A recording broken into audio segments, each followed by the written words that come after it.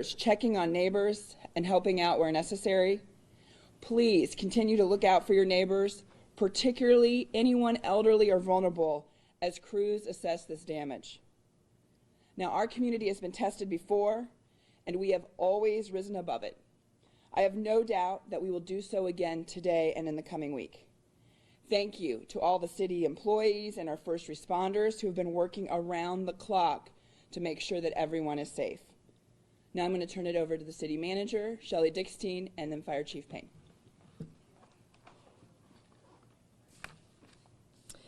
Good morning. I want to let you know what we've done so far since the wee hours of the morning. We have upstaffed both fire and police personnel to respond to increased call volumes. We have crews called in who are currently assessing the extent of the storm damage and performing emergency clearance of debris. And we have had citizens evacuated to Red Cross shelters. In addition to the emergency responses related to the storm, the power outage has impacted both water plants and our pump stations. So while the water plants have backup generators, the pump stations, because of the enormous power demand, do not have backup generators. We have called some of our vendors that we have emergency relationships with, and we have 3 1,500 kilowatt generators and 5 additional generators ranging from 300 to 500 kilowatt coming to the city, and they will be up and running by midday. However, without the power to pump water, we will be destabilizing as a water system, which means that we will have to issue a system-wide boil advisory. And I want to make sure so that it is clear when I talk about a system-wide boil advisory, that is all of the city of Dayton and areas in Montgomery County served by Dayton Water. There are jurisdictions that will not be impacted by this boil advisory, and I want to make sure that I tell you who those systems are. That's Oakwood, Huber Heights, Vandalia, Englewood, Miamisburg, Union, and West Carrollton. Those communities are not impacted by the system-wide boil advisory that the city of Dayton and Montgomery County are putting into effect. Later this morning, shortly, we will have our boil advisory map up, and we will be sending out through social media and to the media the links for people to access that. I want to thank our emergency responders for their expeditious response and reiterate that since this occurred at nightfall, we are just now able to get eyes on the scenes, get access to some of the areas, and we will work through as quickly as possible. We ask for citizens' patience as we work to assess and then ultimately work to clear. At this point, I will turn it over to Chief Payne, followed by Chief Beal, to talk about the emergency response. Good morning. So last night, about 11:30, series of tornadoes struck the Dayton area. However, we have yet to find one fatality, and we have had 3 minor injuries. I find that pretty miraculous. And I attribute much of that to the early notification to the public, and then the public heeding those warnings and getting shelter. Now, much of the work is yet to be done. As the city manager spoke to, a lot of the work is just now going to start in daylight. We've had crews doing search and rescue all night. We've actually had to pull people out of buildings, yet with just minor injuries. Now we're going to have to do secondary searches, more thorough searches through the communities, Dayton will be out in their neighborhoods. The communities surrounding Dayton will be in their neighborhoods. They were impacted as well. To help us with this search and rescue efforts will be Ohio Task Force 1, which is activated with a 45-person Type 3 task force, Region 3 strike team, which is Ohio Region 3's urban search and rescue team, Region 4 strike team, which is coming from the Columbus area, and the Region 6 strike team, which is coming from the Cincinnati area. Those searches will be coordinated so where all communities are searched with a 90%, with a goal of a 90% confidence of having all structures searched and rendered safe and having the occupants evacuated. To now, as I said, we have had 3 injuries. They were all minor. And we had 41 fire responses since 11:30 last night. I'd like to reiterate for the public to be patient. There's a lot of responses that we're going to be responding to that we have not been able to get to yet. But we will be getting there, and we're going to help the public out as fast as we can when we can. Thank you. Good morning. I'll give you a little bit of an update on the police response. There are approximately 244 police calls for service since 11:15 p.m. till 6 a.m. this morning related to this weather emergency. Some were fire assist calls. We had calls of traffic lights down and traffic control not working, wires down, and trees blocking the roadway. We called in 23 off-duty crews to augment the forces that were already present. 29 crews remained on duty after their normal shifts. There are approximately 72 crews on duty to handle and respond to calls for service. Our responsibility is to assist with the evacuation, to address to the degree possible the problems related to traffic control, provide patrol in the areas without power, and also assist fire and public works. The areas where damage included Riverside Drive and Siebenthaler. Tree damage. We had Foxton Court at Chute Mill Road, significant damage. DeWeese neighborhood had trees down and some damage to houses. Stanley and Troy, damage to buildings and cars. Kelly Avenue had significant damage to an apartment building on the street. Gateway Drive, the Action Sports Complex, had roof damage. It's quite visible even from Route 4. And the Springfield Drive with damage to buildings and vehicles. So pretty devastating storm, as you've already heard. And unfortunately, we can say, the best we know at this time, just very, very few minor injuries, but the work is still before us. Questions for anyone?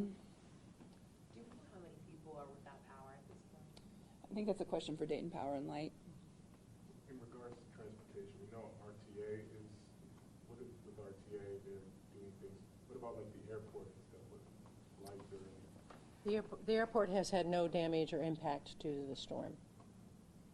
RTA has been particularly helpful with helping with the evacuations, helping get people from their homes to the emergency shelters.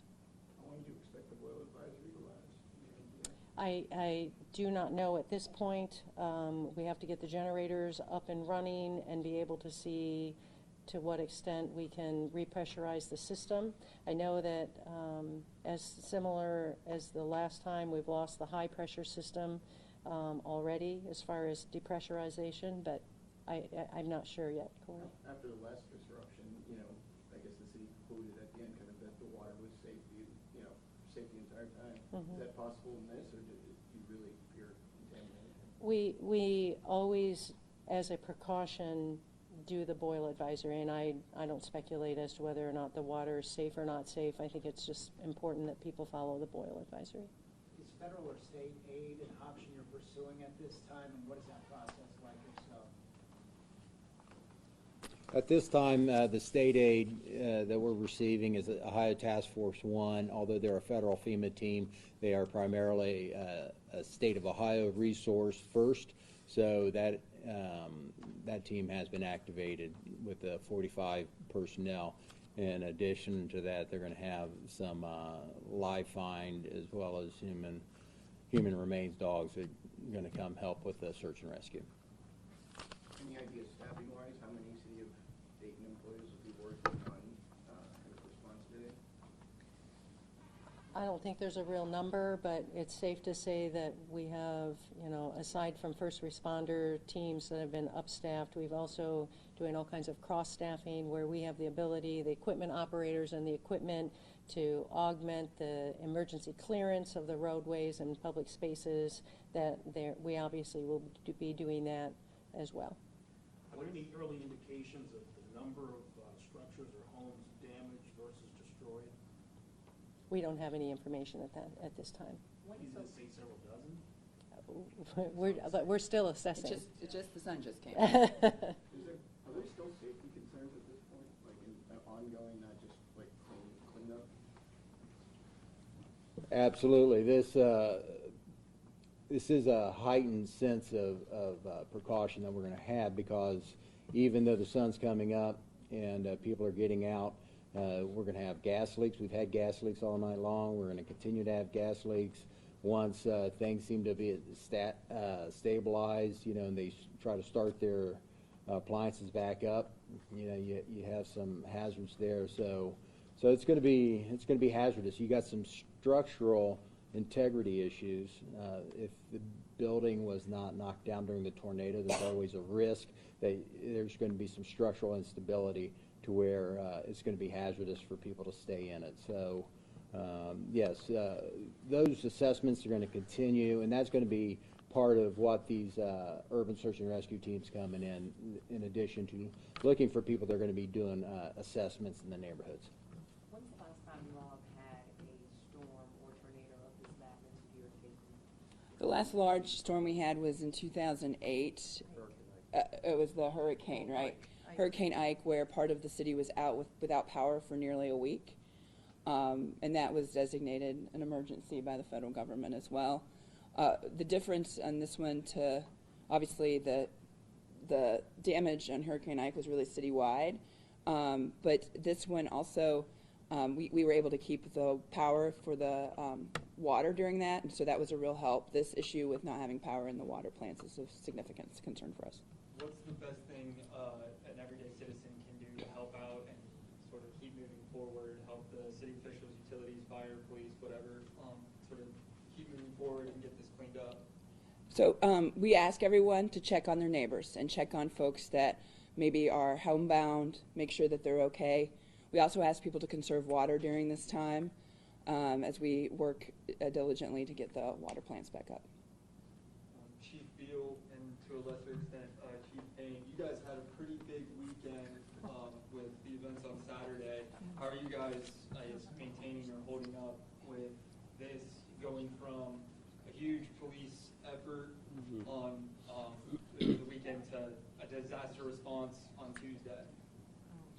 Well, I'd say this is what we signed up for, quite honestly. So sleep becomes a little bit problematic for folks at times. I can attest to that personally. But when we're needed, we show up. And so it's exactly what we're doing. So we certainly hope to expedite delivery of necessary services, and then when time allows, be able people to get off duty and get some rest. But we're prepared, and we're out there delivering service right now. Can you talk about that preparation? Does the city of Dayton have everything it needs to respond to something of this magnitude? Yeah, there is always contingency plans that should anything that we face exceed the ability of our resources to respond. We have mutual aid and other agreements, other state and even federal assets that can be deployed. So, there is a structure well in place to address situations like this. What was the hardest hit part of Dayton? I don't know, Jeff, do you know? I mean, you've heard the ones I read off, so I don't know how to evaluate one versus the other. The hardest hit at this point, what we know right now, is probably Old North Dayton. Probably in the vicinity of Troy and Stanley. I just came from Harrison Township, and I know it's not your jurisdiction, but there's my parents' shops are along the Dayton Strip, and they've got water just shooting out of their building what do people in those areas, as someone in law enforcement, again, I know it's not your jurisdiction, but what do people, seeing as water and gas leaks, what should they do? For water and gas leaks, right now we actually have that happening. It's happened in Dayton. We have the water department respond to shut off the water at the curb box. We have fire crews to investigate to actually make sure there isn't a fire, which caused that sprinkler system water supply to actually charge the lines. And so that's how we're handling those things. But if that's happening, you should leave the area. So, safety is first. If that's happening, leave the area, call 911, and responders will move forward. I was going to ask, everything's obviously prioritized, but people, obviously want to know that you're there to help whoever needs may come. From the emotional side, the work is going to be ongoing for weeks to come. How do you kind of carry out that work? Well, I think this is, like Chief Beal said, I think so eloquently, this is what we've been trained to do. And, this is a tough time for our community, and we recognize that. But I've never been let down by the citizens of Dayton. And the citizens of Dayton are people that check on each other, have really strong community ties, that, in times of need, they'll help someone that they don't even know, and will help across the community and region. And I really expect no different during this time. Obviously, there's a lot of prayer going on in the city as well, and we appreciate that. But the best thing people can do is just check on their neighbors and make sure you're safe. Some have asked about the shelters and how long they'll be out there. They should expect to have even more pop up. Like you said, a lot of people in Dayton really helping. What would be your words to them about shelter and all that and stuff? Yeah, we'll assess that as we go on. As we said, the sun's coming up this morning. We're appreciative of the Red Cross. I even heard Corinthian Baptist Church open their doors, another example of just how the community comes together. So, that will be assessed as we continue on. Okay, I know you guys have lots to do today, so if you don't have any other questions, be safe out there, don't do anything stupid, and have a good day.